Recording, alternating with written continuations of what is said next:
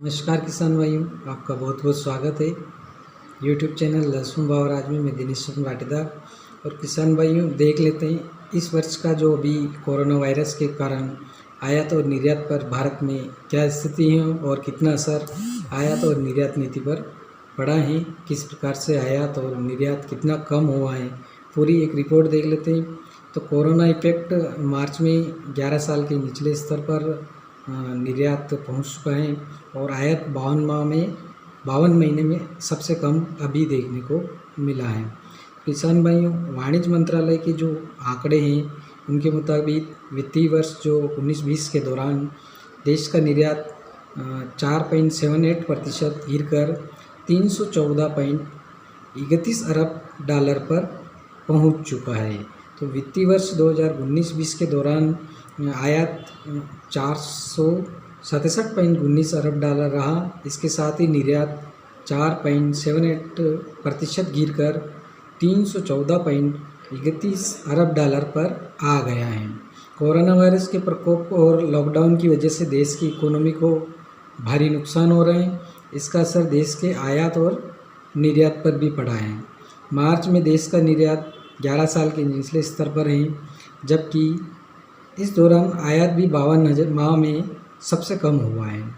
पूरे वित्तीय वर्ष के हिसाब से 2019-20 के दौरान आयात 9.12% गिरकर 467.19 अरब डॉलर रहा, जबकि वित्तीय वर्ष में देश का निर्यात 4.78% गिरकर 314.31 अरब डॉलर पर आ गया है।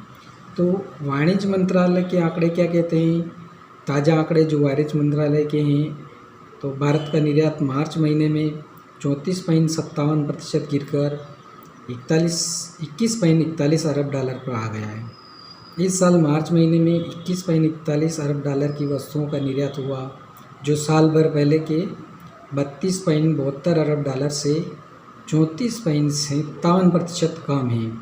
यह 2008-9 के बाद निर्यात में सबसे बड़ी मासिक गिरावट है। किसान भाइयों, इससे पहले मार्च 2009 में भारत का निर्यात 33.3% कम हुआ था।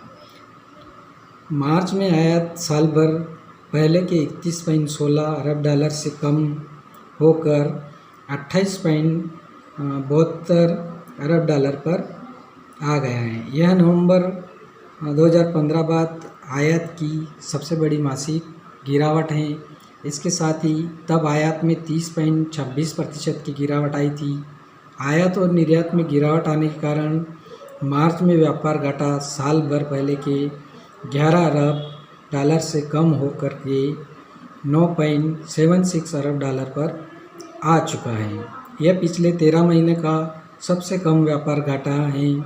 इससे पहले फरवरी 2019 में व्यापार घाटा 9.6 अरब डॉलर रहा था। तो किसान भाइयों, ये थी आयात और निर्यात की रिपोर्ट। इसके साथ ही सोना जो है, सोने के आयात में 62% की गिरावट आई है। तो जो मार्च का महीना है, कच्चा तेल और सोने के आयात में बड़ी गिरावट देखने को मिली है। तो कच्चा तेल 15% और सोना 62.64% लुढ़क गया है। इसके आंकड़ों के मुताबिक 10 अरब डॉलर कच्चा तेल का और 1.22 अरब डॉलर सोने का आयात किया गया। वाणिज्य मंत्रालय ने एक बयान जारी किया है किसान भाइयों, जिसमें वैश्विक स्तर पर पहले से कायम नरमी के बीच कोरोना वायरस महामारी के संकट के कारण निर्यात में गिरावट आई है। कोरोना वायरस महामारी के कारण आपूर्ति श्रृंखला में बाधाएं आई हैं और मांग कम हुई है।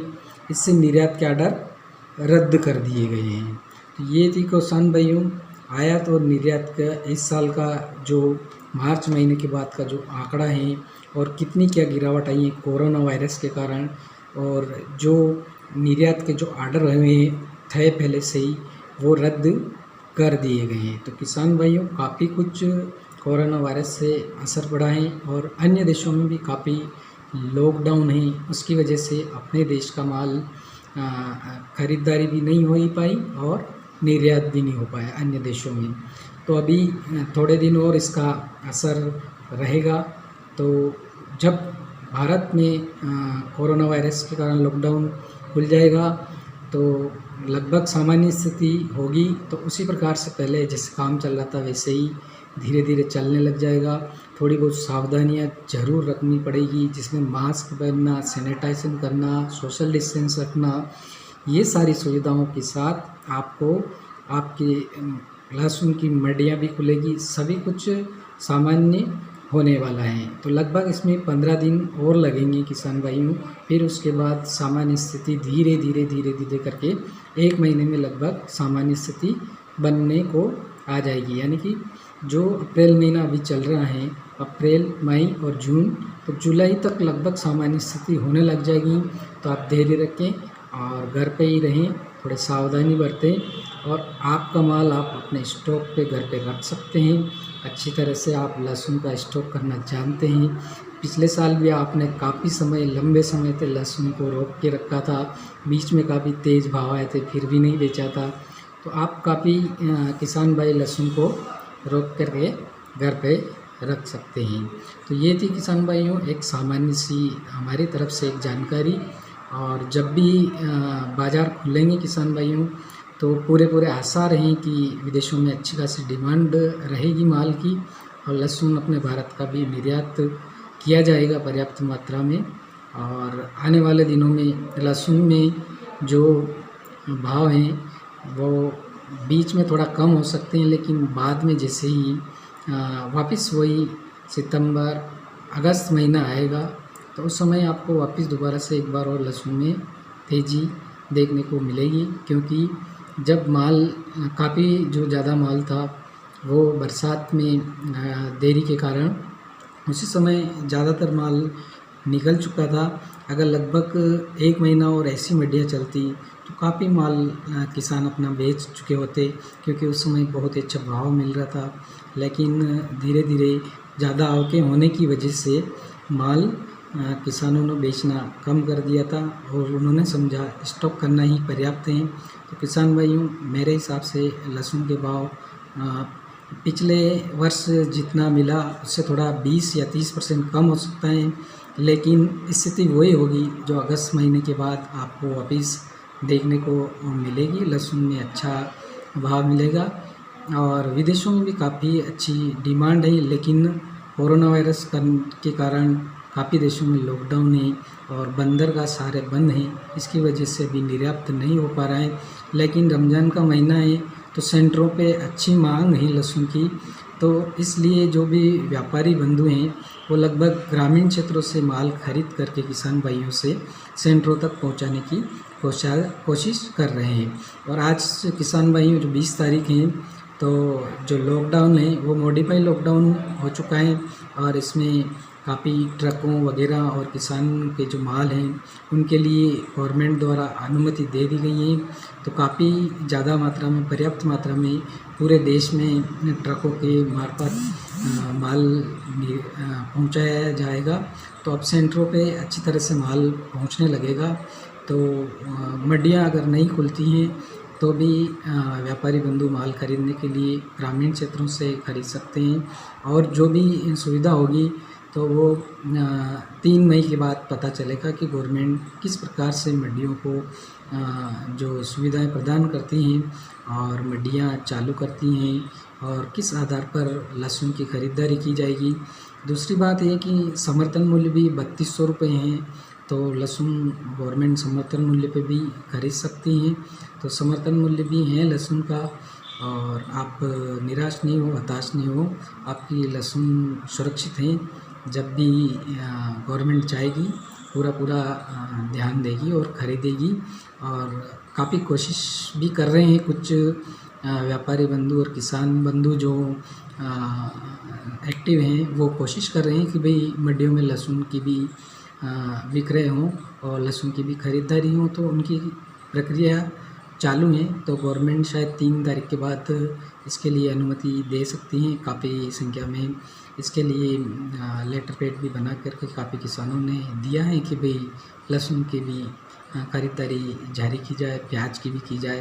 तो ये दोनों एक सब्जी के रूप में भी उपयोग में की जाती हैं। तो सब्जी मार्केट में तो वैसे लहसुन और प्याज बिक ही रहा है। तो सब्जी मार्केट में तो रिटेलर में बिक रहा है जो कि सेंटरों से थोड़े बहुत 1-2 कट्टे वगैरह ये रिटेलर वाले ले जाते हैं और फिर बेचते हैं। तो वो तो 145 जो गवर्नमेंट की रेट है उसके हिसाब से बेच रहे हैं, यानी कि 14,500 रिटेलर गवर्नमेंट ने लहसुन का भाव दिल्ली में तय किया हुआ है। तो दिल्ली के जो मार्केट में लहसुन ठेले वाले जो बेचते हैं वो 145 रुपये प्रति किलो के हिसाब से बेच रहे हैं। तो किसान भाइयों, ये थी मेरी तरफ से एक सामान्य सी जानकारी, सामान्य सी रिपोर्ट, और आयात और निर्यात पर भी एक मेरी तरफ से रिपोर्ट थी। किसान भाइयों, अगर आपको मेरी सेवाएं अच्छी लग रही हैं तो आप चैनल को सब्सक्राइब करें, लाइक करें और शेयर करें। धन्यवाद। इसके साथ ही किसान भाइयों, कृषि मंत्री तोमर ने बताया कि निर्यात सुचारू ढंग से हो, इसके लिए केंद्र सरकार की ओर से आवश्यक उपाय किए जा रहे हैं।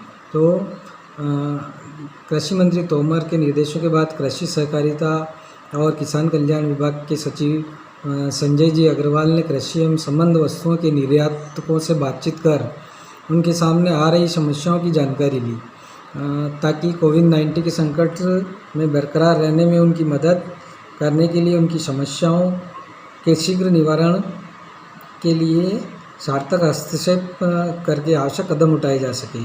और फल, सब्जियां, बासमती और गैर बासमती चावल, बीज, फूल, पौधे, जैविक उत्पाद, कृषि उपकरण एवं मशीनरी जैसी कृषि वस्तुओं के उत्पाद और निर्यातकों के संगठनों के प्रतिनिधियों और निर्यातकों ने इस मीटिंग में हिस्सा लिया था, जहां पर कृषि मंत्रालय द्वारा एक मीटिंग कृषि मंत्री की उपस्थिति में की गई थी।